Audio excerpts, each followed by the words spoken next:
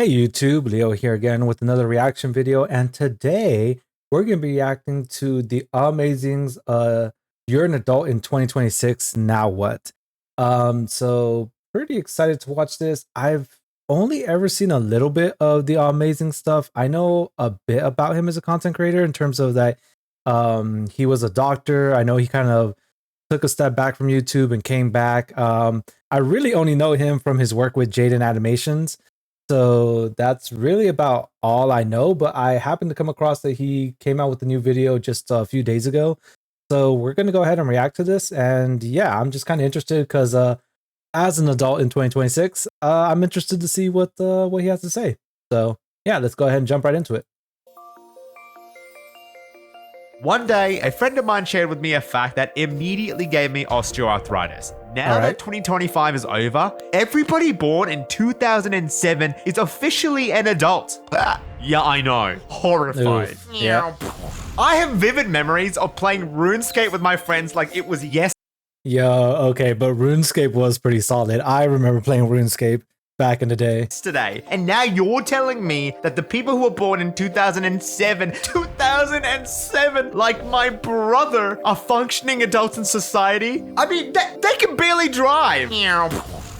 But the funny thing is, once I got over my shock, I started to get a bit worried about you guys. You are about to become an adult in the most chaotic time imaginable. In a world post-pandemic with human-engineered social media designed to ruin your life, and in the most unstable economy in recent history. How are you meant to tackle it head on? Okay, oh wow, okay, I did not mean to pause on this scene. Okay, yeah, I'm a lot older than this, so this is not the video I thought it was gonna be. Definitely not. I am not the target audience for this, but sure. You don't. I'm just kidding. It's actually all about... Yep. Now, I don't necessarily think it's all doom and gloom, but doesn't it feel like the system is currently not as friendly to newcomers? And I know that this is anecdotal, but it's definitely what I've seen reflected in real life, in hospital, online, and most importantly, me. Nowadays, I feel like I put in multiple hours of overtime, volunteer for extra days at work, and struggle constantly just to scrape by. To me, it's like a never-ending cycle of watching money number go up, only to have random BS make money number and my feelings go down. Oh, and that's so real. That's probably why I like games like Stardew Valley, where you can just watch money number go up endlessly. And then you have all these gaslighting us about how you don't actually have it harder and you need to work more. And back in my day, we needed to tape our legs to walk across the coal mines. Yeah. Okay, bro. Back then, all you needed to be successful was a Cuban cigar, casual racism, and a firm handshake. I like your spot. I mean, I could go for a Cuban cigar, I'm just saying.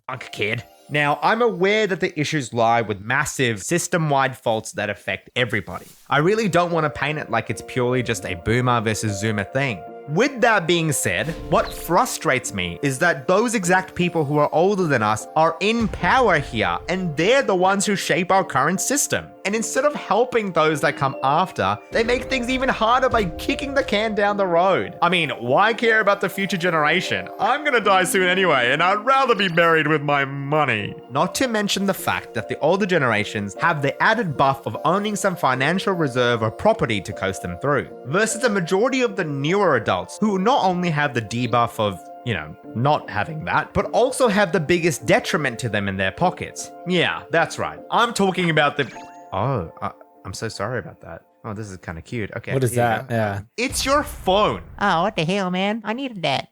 Yeah, but you know what else you need? One of the best browsers available today. Why did the audio... Oh, okay, the audio shifted because of Opera. ad. That's right. Opera is back to kindly sponsor this video, and they're ready for 2026 with some new features to help increase your productivity. The one that I've been using consistently is the integration of Google services directly onto the sidebar. My team and I use Gmail and Google Calendar for making these videos, so having these directly accessible on the sidebar has helped tremendously. Okay, is Opera actually good? Because and I feel terrible saying this in the middle of his ad break here for Opera.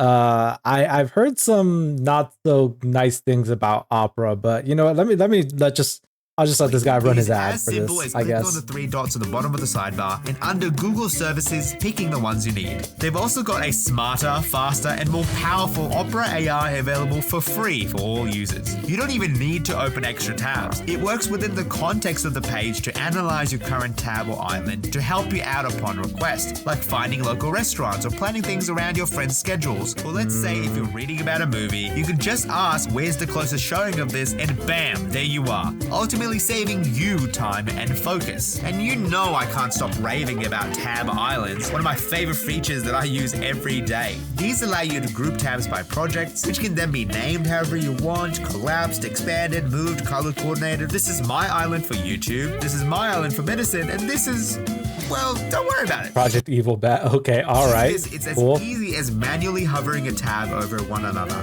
If these features sound perfect to you, absolutely give Opera a try. By clicking on the link in the description or the pinned comment below, you can download Opera right now. I cannot thank Opera enough for supporting me for all these months throughout. Hold on, but that grouping. No, you know, my never channel. mind. I think Please it's make something sure else. to check out Opera 1R3. Now, speaking about phones, I'm sure you've heard people say phones are bad countless times, but they may actually be onto something because firstly, being able to take photos or videos of you at the drop of a hat, ultimately very good for individual documentation purposes, but rough if you happen to be in middle school. I remember my middle school and high school experience, unfortunately, and I speak for all of us in the fact that this is an extremely embarrassing time for everybody. I was busy trying to grow up and I was doing and saying stupid things to test boundaries, and look, I'd be more than happy to leave it all in the past, until, you know, I make videos about it. Not only as a way of learning what not to do, using my own childhood experience as an example, but I gotta make the number go up somehow. I mean, like, we talked about this. Nowadays, though, with the perpetual risk and fear of being recorded, I think it's actually made you less likely to be your authentic self, especially when you're in public or among your peers. I mean, That's when you just create a, you know, just a digital avatar and, you know, be completely anonymous online. Yeah. Yeah. Continue. if you're doing something even remotely embarrassing, crashing out, or cringe, it's now at risk of getting sent to everybody, let alone becoming viral on the internet and ruining your life. Then comes the natural next step, which is the grind to get views, like committing literal crimes for pranks, being performative, or rage baiting, which, can I just say, used to be called trolling. One Piece is trash. Don't Yeah. Yeah. Okay, I feel like I'm gonna pause a lot this episode, so just go ahead and forgive me for that. But I feel like I want to interject in this and like just kind of give some of my own 2 cents as someone who's seen social media, kind of like the rise of it, even from the get go. Like I grew up in a time where it wasn't, not everybody had a cell phone in middle school, high school, things like that. As a matter of fact, you were probably pretty lucky to have a phone or anything like that. I still remember I knew people that had the Razor, the original Razor, and I just remember that being one of the coolest things ever. So we weren't chronically online to that degree. Now we still had things like, we were around when MySpace and Facebook started coming out. I remember MySpace being a big deal at the time, like, everyone's top 5 or top 10, whatever it was. But it's definitely gotten a lot easier to be chronically online. And I do hear about these situations or these channels where I know they have a name. It's like grief channels or something like that. I don't know what it is, but where they will do things, sometimes illegal things, it seems like, or just being a nuisance out in public. Like there's no justification for that. I don't care who you are. At the end of the day, like, what you do for content or what you do to like put yourself out there shouldn't infringe on other people's peace of mind or just their ability to be out and about. Now, I understand that being in a public space, you, by the very nature of being out in public, you're going to interact with people you might not necessarily want to in one form or another, whether that just be a group of loud people or, unfortunately, maybe a family with a small child who's crying or things of that nature. Like that's just, that's things that come with being out in public and being in a public space. But, there's a certain level of it where it's not nefarious. It's not intentional, right? Like nobody wants to be that parent where their child is, acting up, or if you're with a group of friends and you're being extra loud, you're not doing it to be annoying or to be disruptive to the people around you. You're just trying to have a good time with your friends. But if your whole goal is to go out and farm content by being this obnoxious or antagonistic individual, what are you doing with your life? Like, that's, and the sad thing is, it seems like it works, I guess. I don't know. I don't consume any of that content. I avoid anything like that. If I see, anything where it's just like the whole purpose of it is to just be disruptive to the people around you, I don't have any tolerance for that. I absolutely don't have any tolerance for that. Even get me started on social media, because that's where I've seen the most significant change. When I started YouTube, being online felt so much more innocent, trying to truly connect with one another. Social media. And I can say from my personal experience that almost all of my online friends that I've met were through random tweets, Discord servers, and animation memes. Okay. Nowadays, social media just feels so much more negative, and that's intentional. Each of these platforms are ultimately designed to keep you engaged for as long as possible. And the best way to do that is by getting you upset, angry, depressed, anxious, stressed. There's a reason why rage bait or controversial drama content with negative thumbnails and titles or straight up misinformation is so rampant, because it works. And then there's the monetary incentive for the regular Joe Schmo to do it, with hateful tweets or drama channels focused purely on controversies which contribute nothing positive or thoughtful into the world, earning more than regular workers simply by rage baiting successfully. K-pop Demon Hunter sucks because it's woke. Oh, you've got to be kidding me. There are some of you that are under the illusion that you can beat social media, or that social media doesn't affect me that much. But it can, more than you even consciously realize. These are systems built by hundreds of the smartest. Hold on, was that More Dr. than you even Robotnik? consciously realize. These are systems Yep. Okay, I believe it.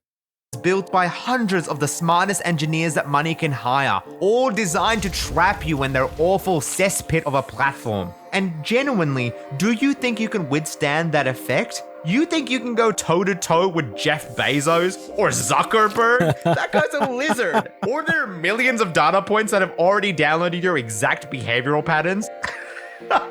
I personally didn't grow up with social media, and it's something that I only got into in my teenage years. But despite that advantage, things have still become so automatic for me now. Like, there are legitimately moments where I'll be studying or working, and then I'll get distracted because my attention span is now so short, and then my smooth brain will crave dopamine, and without thinking, I've now got YouTube, Instagram, Twitter, or TikTok open.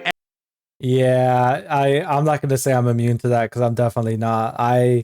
I doom scroll on my phone all the time when it comes to YouTube. But funny enough, I'm not on any of these other platforms. I'm not on Twitter. I'm not on Instagram. I'm not on TikTok. I'm just old. And it's suddenly 2 a.m. and I haven't blinked for hours. What happened? So you, growing up with all of this, yeah, I'm not surprised that all the research has demonstrated increasing ADHD, decreased attention span, increase in mental illness or dysmorphia, and for the first time in history, an average decline in IQ, even if we discount the flawed metric of what IQ stands for. And tangibly, I've started to see you change. With growing numbness to everything, desensitization to truly horrific events, radicalized views without a drop of nuance, and some of y'all don't even know it, because dissociation can lead to memory loss. No one mentions that one, and I think it applies to a lot more That's of interesting. you than you realize. Yeah, especially I've never heard when people that. are always trying to invoke anger. Hollow Knight's actually mid. Now, I can already imagine some of you watching this saying, but Mars, I don't have social media, so I don't think this would affect me. And my response to that would be, wait, really? You don't have any social media in 2026? That's actually impressive. Yeah, good for you. Okay, I feel validated here. Yeah, no. Funny enough, the guy on YouTube here making YouTube videos is not chronically on social media. Like, I'm not really on any of those platforms. Reason being is just because I don't really care. If that's, I'm sure that probably might come as a shock to some of y'all. But yeah, no. As a matter of fact, I'm planning to, by the time this video comes out, it might have already come out, but I do plan to make like a thank you video for 100 subs where I'll kind of go over a little bit more of just um me, I guess, if that makes sense. But yeah, no. Sometimes you gotta break away from it. Now, where I will say where I get sucked in is the news. I will actively go on my phone and check out some of the news. Now, sometimes I fall into the trap of just kind of reading a headline and being like, okay, cool, whatever. But I do tend to click on the articles that really catch my eyes, try to read through them, try and figure out what's going on with it. I try not to be biased, so I'll actively look at varying degrees of news from different sides of the news media. But other than YouTube and doom scrolling, watching anime, yeah, I don't really consume any other social media. So Hey, man. But you know what else you don't have? A house. yeah, As a rel- oh, why you gotta do me like that? Amazing. Why you gotta do me like that? That was oh. Proceed. relatively young adult myself, I've been trying to dip my toes in and see that maybe, oh, well, maybe Mars can try to get his own house. I mean, that's just what you do in life, right? Go to university, check. Get married, check. Buy a house, and it's $2 million. That's awesome. That's great. I had a visceral moment where I looked at that property's purchase history, and it was bought for like $100,000 only 15 years ago. And now you're looking at me dead in the eyes and trying to say that it's worth 20 times the price? Yes. Okay. This hits way too close to home right now. I actively look at Zillow from time to time, and I do exactly what Maz here is saying, where you look at the purchase history. I think the other day I was looking at a property, and the last time it sold was for like 120,000 or 130,000, and right now it's sitting at something like 800,000. It's absolutely absurd, like the pricing of certain properties and places. I'm a doctor and a YouTuber, and I can't afford this.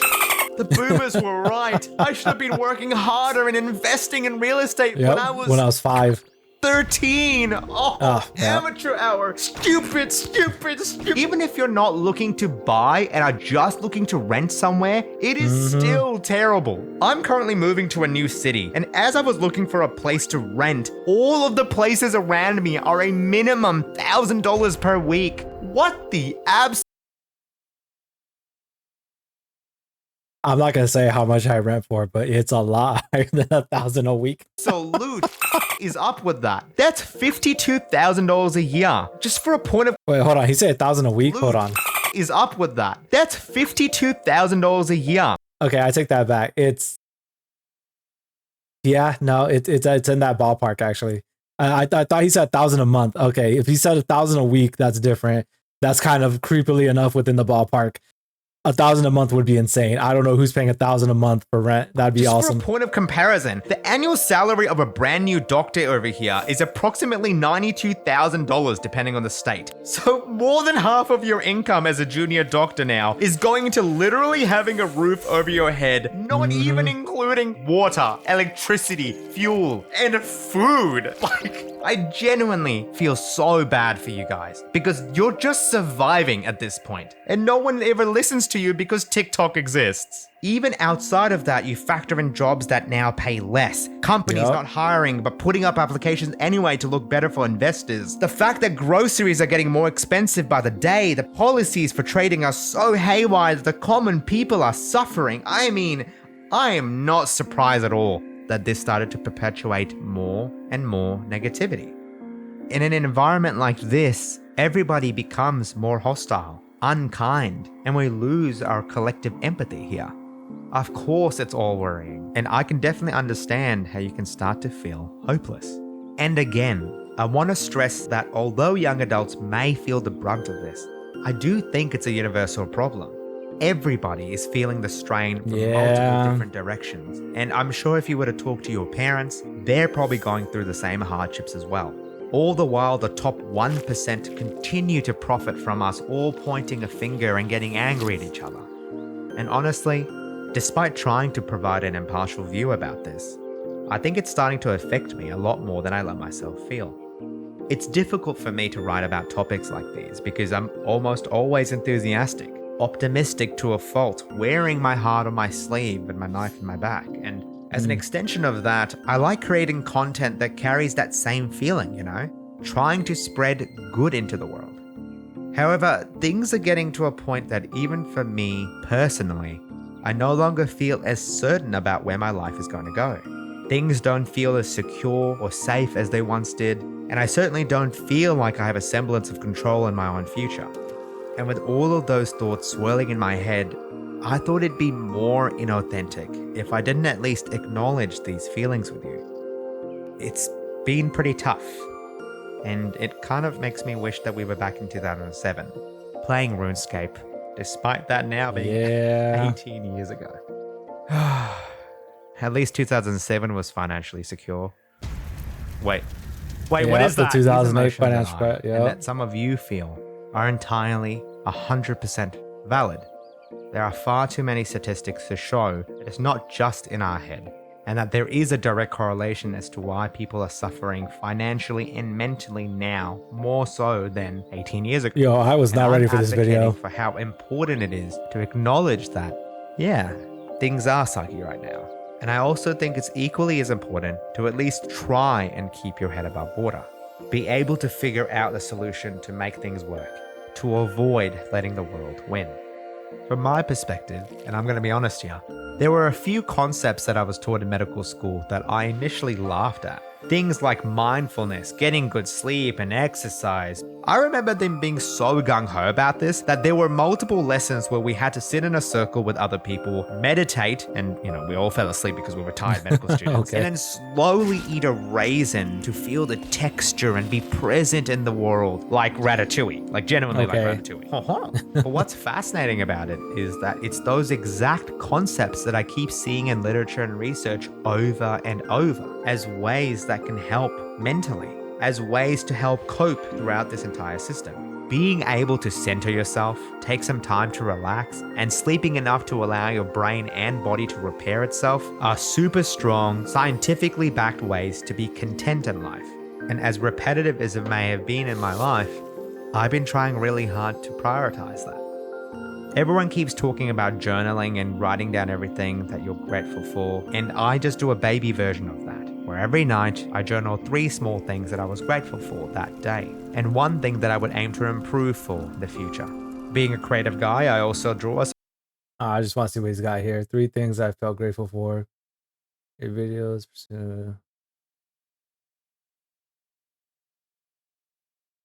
Work on balancing all aspects of my life. smiley Okay. face to represent how I was feeling that day. Sleep has always been an obstacle in my life, and genuinely, Same. I got an award in medical school saying the most likely to fall asleep. So hear me out when I say that I've been really strict about maintaining sleep, along with everything else, and the changes that I've seen are already immense. It's made my own optimism 10 times more potent, even when I'm having a really awful day. Because I've now made it a habit to Oh, okay. find the most positive and grateful moments, I find it easier to weather the storm a bit. I find that negative news and drama don't affect me as much as they used to. It's maybe even gotten to a point where it's a bit too much. Like, I'll be rounding with my team of junior doctors, and out of nowhere, I'll just say out loud, "Aren't we all lucky that we're safe and healthy and we get to do this for our jobs?" They can't say anything because I'm their senior doctor. They love it.